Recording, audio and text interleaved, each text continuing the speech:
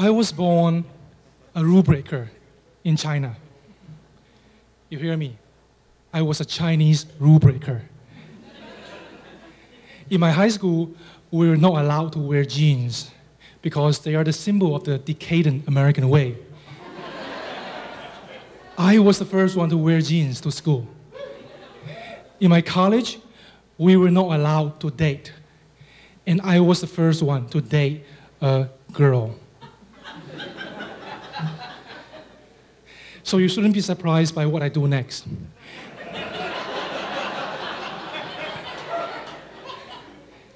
It's June 1989.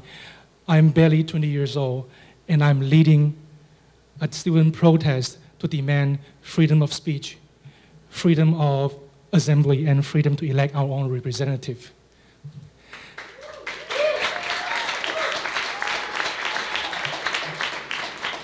This does not go down well with the most powerful man in China, Mr. Deng Xiaoping, and he sent troops to clear our students of the streets of Beijing. We students think there's nothing to be afraid because we grew up watching TV footage of protests in Western countries and we know what's going to happen. Pepper spray will be used. And then riot police will swoop in and protesters will be carried away kicking and screaming. We are very good at kicking and screaming. So back in school, students were split into two groups. The first group will go sit in the street until midnight, and then the second group will come replace them. I was in the second group. And at 11 p.m., June 3rd, 1989, I'm all ready to go out to replace the first group when I hear firecracker from afar. Bang, bang, bang, bang, bang, bang, bang, bang, bang, bang, bang, bang. Is this the sound of gunfire? 30 minutes later, a student from first group runs back to school. His face pale like a sheet of paper, and his breath heavy like a racehorse, and his eye wide open like a dead fish. We had him sit down and he mumbled the unbelievable. They used gun on us. I saw classmates gunned down.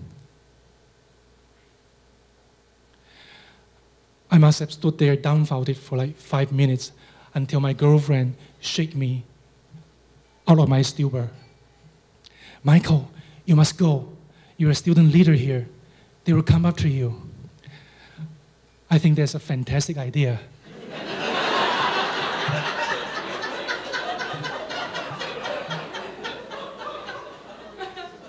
So I go home.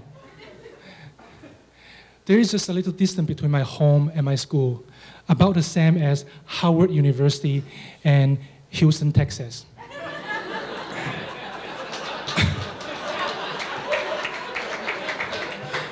Normally it takes about 1 day of train ride, but the day after the crackdown on the student movement, all communication and transportation are halted, so I have to go by foot and by hitchhiking.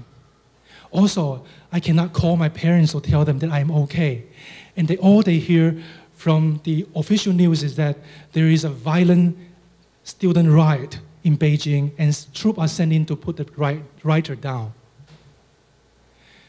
3 days into my trip, I hear from radio that the authority has drawn up a list of 24 most wanted student leaders who are on the run. I'm on the run, but I'm not in the list. But still, for what I've done, I can't believe I'm not in the list.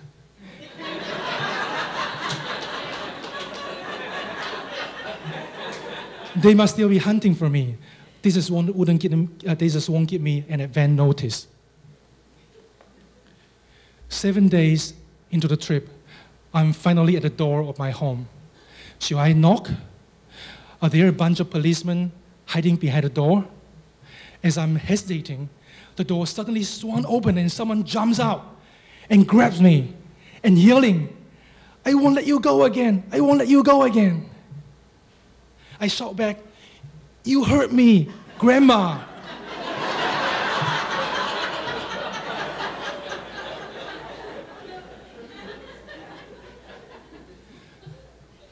My parents take me inside the house, and for my own good, they lock me in the room and throw away the key.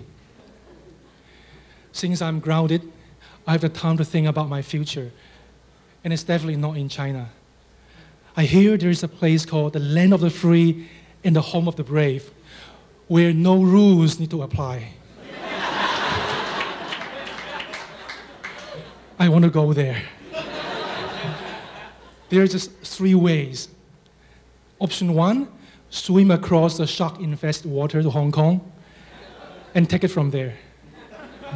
Option 2, call up a human trafficker, and for a cool $20,000, they will send me to the US in a cargo container to a Walmart store near you.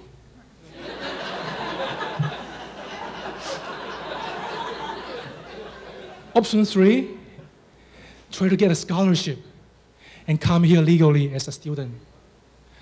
I'm still very young, but I'm not stupid. So I go for option 3. But still, even with a scholarship, there's no guarantee that I can get a passport to leave China. And even with a passport, there's no guarantee that I can get a visa to enter the US. And even with all of the above, how am I going to afford $1,500 plane ticket when my dad is making $300 a year? Fast forward 2 years. I have moved mountains, and now I have $80 in my pocket. I'm also leaving for the US on a scholarship to study mathematics in Carnegie Mellon University. At the port of departures, my grandma holds on to my hand so tight as if she's afraid of letting me go. But she says to me, "Grandson, go make a great life for yourself." I don't know that will be the last time she speaks to me. So here I am, 20 years later. I now can say to my grandma, who is in heaven, "Grandma, I have made a great life for myself in America." And I can tell all of you, I also made a great citizen for the city of Washington, D.C. You know why? Because every month I bring home a big, fat traffic ticket.